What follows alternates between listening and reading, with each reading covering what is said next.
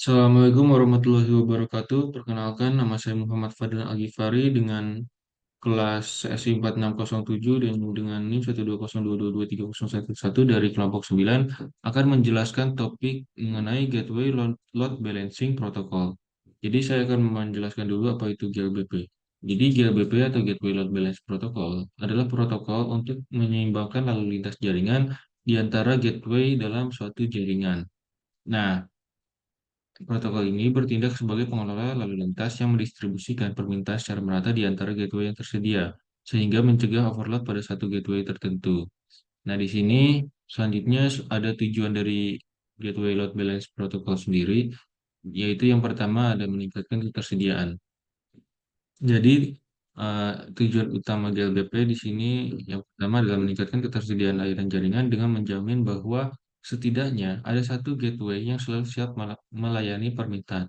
Jika satu gateway mengalami kegagalan atau menjadi tidak tersedia, GLBP akan secara otomatis mengalihkan lalu lintas ke gateway lain yang tersedia. Hal ini memastikan bahwa layanan jaringan tetap berjalan tanpa gangguan yang signifikan. Kemudian yang kedua adalah skalabilitas. YLBP memungkinkan lingkungan jaringan untuk dengan mudah menyesuaikan kapasitas sesuai dengan kebutuhan lalu lintas. Ketika lalu lintas meningkat, gateway tambahan dapat ditambahkan secara dinamis, dan YLBP akan secara otomatis mendistribusikan lalu lintas ke gateway baru tersebut. Sebaliknya, jika lalu lintas menurun, gateway dapat dilepaskan tanpa mengganggu layanan jaringan. Dan yang terakhir adalah kinerja jaringan. Dengan mendistribusikan lalu lintas secara merata di antara gateway yang tersedia, JLBP membantu mencegah overload pada satu gateway tertentu. Ini memastikan bahwa setiap gateway dapat bekerja secara optimal, sehingga meningkatkan kinerja jaringan secara keseluruhan. Selain itu, GLBP juga dapat mengoptimalkan rute jaringan dan mengurangi latensi dengan mengarahkan lalu lintas ke gateway yang paling dekat dengan sumber atau tujuan. Dan ada fitur utama dari GLBP itu sendiri. Jadi di sini ada yang pertama yaitu penyeimbangan beban. Nah, pertama GLBP mendistribusikan lalu lintas jaringan secara adil dan efisien di antara gateway yang tersedia. Hal ini mencegah overload pada satu gateway tertentu dengan memastikan bahwa setiap gateway menerima beban yang sesuai dengan kapasitasnya. Kemudian yang kedua ada failover. Nah, GLBP menyediakan fitur failover yang secara otomatis mengalihkan lalu lintas ke gateway lain jika salah satu gateway mengalami kegagalan atau menjadi tidak tersedia. Ini memastikan kelangsungan layanan jaringan tanpa gangguan yang signifikan. Dan selanjutnya ada GLBP memantau kesehatan dan ketersediaan gateway secara terus-menerus. Hanya gateway yang sehat dan tersedia yang akan menerima lalu lintas.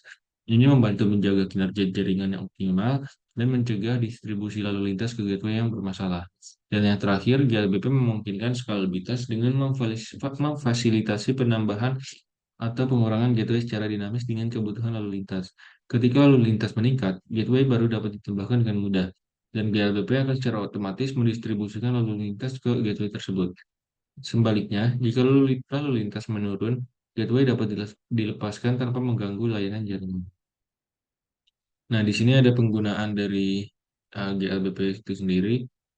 Jadi, GLBP sering digunakan dalam berbagai lingkungan jaringan yang membutuhkan ketersediaan, skalabilitas, dan kinerja jaringan yang tinggi.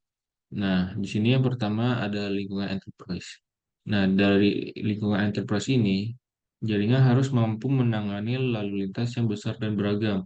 JLBP digunakan untuk menjaga ketersediaan dan kinerja jaringan dengan mendistribusikan lalu lintas secara merata di antara gateway yang tersedia. Ini memastikan bahwa aplikasi bisnis kritis, layanan web, dan sumber daya jaringan lainnya selalu tersedia bagi pengguna. Kemudian selanjutnya ada pusat data. Jadi pusat data modern sering memiliki banyak gateway yang menghubungkan sumber daya komputasi, penyimpanan, dan jaringan.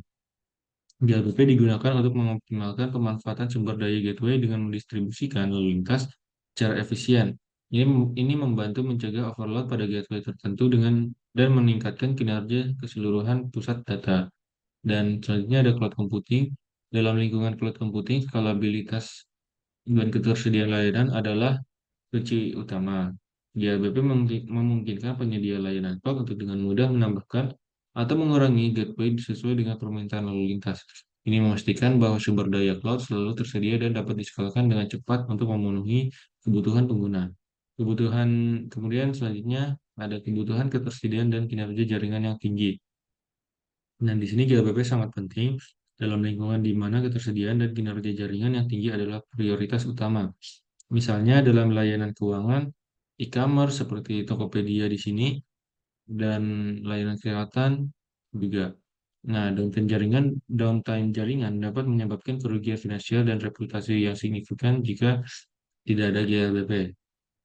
Nah, di sini GLBP membantu meminimalkan downtime dengan menyediakan failover dan penyeimbangan beban yang efisien. Oke, mungkin dari saya segitu saja. Kurang lebihnya mohon maaf. Wassalamualaikum warahmatullahi wabarakatuh.